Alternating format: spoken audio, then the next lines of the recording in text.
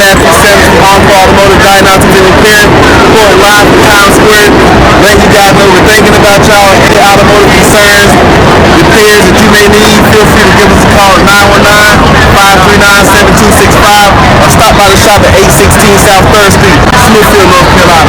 Y'all have a nice day.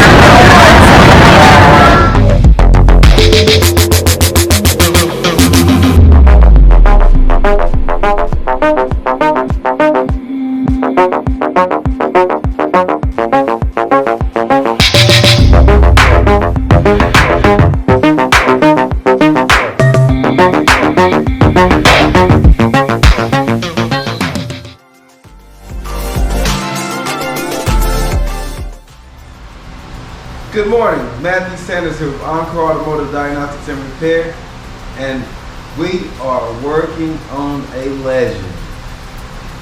We have a 1990 Toyota Camry, and this vehicle came in with a no start.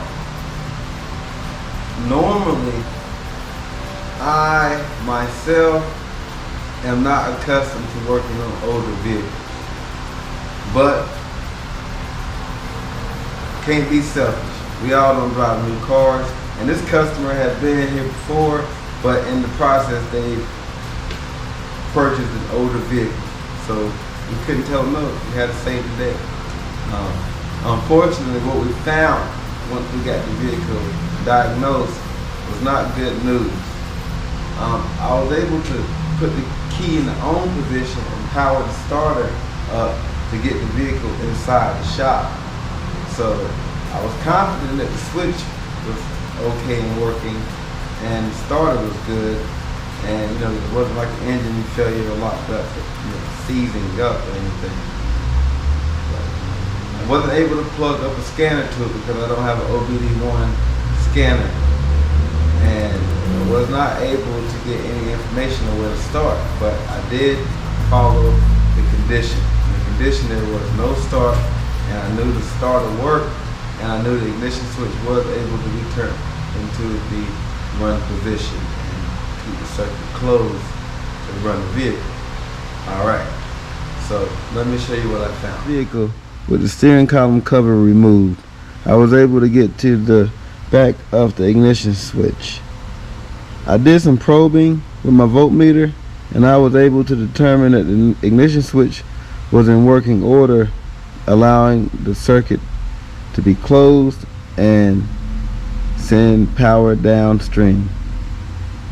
However, I would still recommend the ignition switch to be replaced because it would not properly turn off.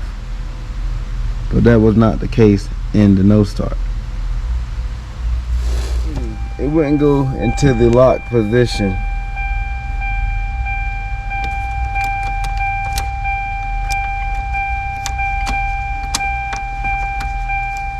Meaning it wouldn't lock the steering wheel.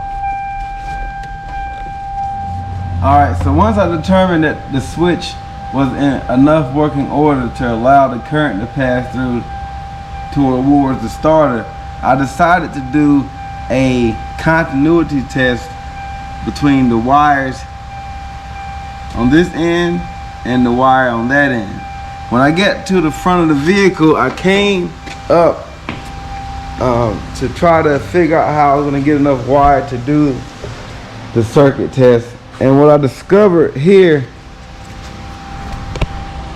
longer wire to create some extension leads so I can, get my test done. And I came down and started looking for the neutral safety switch, and this is what I found. Completely broken off of the housing of the transmission.